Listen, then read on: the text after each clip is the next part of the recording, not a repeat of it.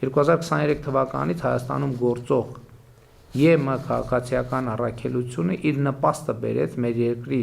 կայունության արևելյան սահմանների երկայնքով։ 2024 թվականին ընդունվել և կենսագործվում է Հայաստանին աջակցող ԵՄ դիմակայունություն և աճ ծրագիրը։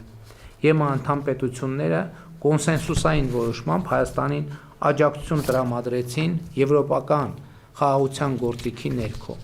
2025 թվականին ընդունվեց Եվրոպական միությանը Հայաստանի Հանրապետության անդամակցելու գործընթացի մեկնարկի մասին օրենքը։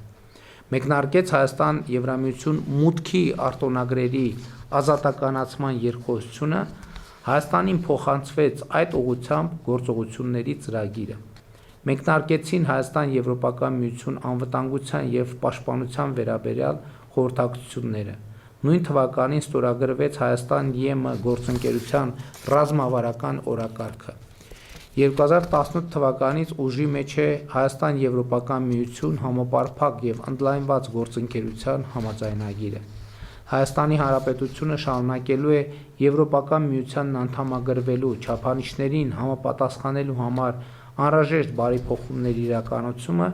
մինչև այդ չափանիշներին լիարժեք համապատասխանելը։ Երբ Հայաստանը կհամապատասխանի Եվրամիության չափանիշներին, ԵՄ-ին անդամագրվելը